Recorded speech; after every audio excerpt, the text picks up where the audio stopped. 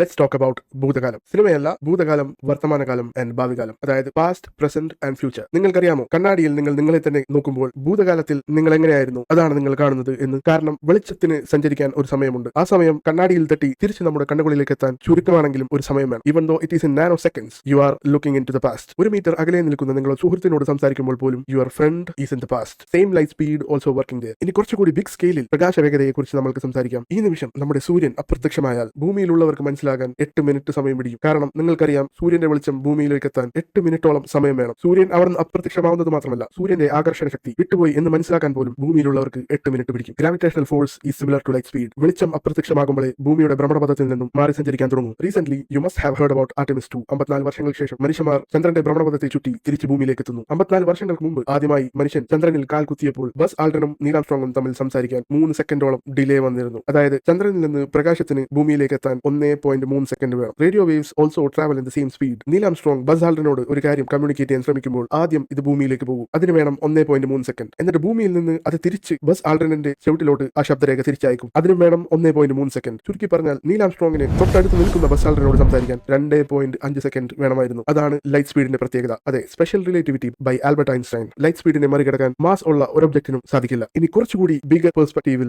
Light സ്പീഡിനെ കുറിച്ച് നമുക്ക് സംസാരിക്കാം. നമ്മളുടെ തൊട്ടടുത്ത നക്ഷത്രമാണ് പ്രോക്സിമ സെഞ്ചുറായി. ലൈറ്റ് സ്പീഡിൽ അവിടെ എത്താൻ 4.24 വർഷം വേണം. ലൈറ്റ് ട്രാവൽ ചെയ്യുന്ന സ്പീഡാണ് 3 ലക്ഷം കിലോമീറ്റർ പെർ സെക്കൻഡ്. ഈ സ്പീഡിനെ ഒരിക്കലും നമുക്ക് തോൽപ്പിക്കാനാവില്ല. മനുഷ്യൻ ഉണ്ടാക്കിയ ഏറ്റവും fastest object is called Parker probe. Parker പ്രോബാണ് ഇപ്പോൾ സൂര്യനെ വലം വെച്ചുകൊണ്ടിരിക്കുന്നത്. സൂര്യനെ പഠിക്കാൻ, സൂര്യനിൽ എന്തൊക്കെ സംഭവിക്കുന്നു എന്ന് ഗവേഷണം നടത്താൻ അയച്ച പ്രോബിന്റെ പേരാണ് Parker probe. And it travels at 700,000 kilometre per hour. അതെ, 7 ലക്ഷം കിലോമീറ്റർ പെർ അവർ. അതായത് ഒരു ബുള്ളറ്റ് ഒരു തോക്കിൽ നിന്ന് ട്രാവൽ ചെയ്യുന്ന സമയമാണ് മാക്സിമം പോയാൽ 4800 kilometre per hour. Parker probe പോകുന്ന വേഗത 7 ലക്ഷം കിലോമീറ്റർ പെർ അവർ ആണ്. അതായത് മനുഷ്യനുണ്ടാക്കിയ ഏറ്റവും വേഗതയുള്ള ഒബ്ജക്ട്. അതായത് 7 ലക്ഷം കിലോമീറ്റർ പെർ അവറിൽ നമ്മൾ പോയാൽ പോലും 6500 വർഷം പിടിക്കും തൊട്ടടുത്ത നക്ഷത്രത്തിലോട്ട് എത്താൻ. അതാണ് പറയുന്നത്, നമ്മൾ ഒരിക്കലും ഈ ജനറേഷൻ തൊട്ടടുത്ത സ്റ്റാറിലേക്കോ അതിനെ ചുറ്റുന്ന ഗ്രഹങ്ങളിലേക്കോ എത്താൻ യാതൊരുവിധ സാധ്യതയുമില്ല. പക്ഷേ നിങ്ങൾക്ക് ഭൂതകാലം നേരിട്ട് കാണാൻ സാധിക്കുന്നുണ്ട്. നിങ്ങൾ ആകാശത്തിലോട്ട് നോക്കിയാൽ എല്ലാ സമയത്തും ഭൂതകാലത്തിലോട്ടാണ് നോക്കിക്കൊണ്ടിരിക്കുന്നത്. അതെ, you are looking into the past. ചില നക്ഷത്രങ്ങൾ നിങ്ങൾ ഈ കാണുന്ന സമയത്ത് അതിന്റെ പ്രസന്റ് ടൈമിൽ ചിലപ്പോൾ അത് നശിച്ചു പോയിട്ടുണ്ടാകാം, അല്ലെങ്കിൽ അതൊരു ബ്ലാക്ക് ഹോൾ ആയിട്ടുണ്ടാകാം. ഇതൊന്നും നിങ്ങൾ അറിയുന്നില്ല.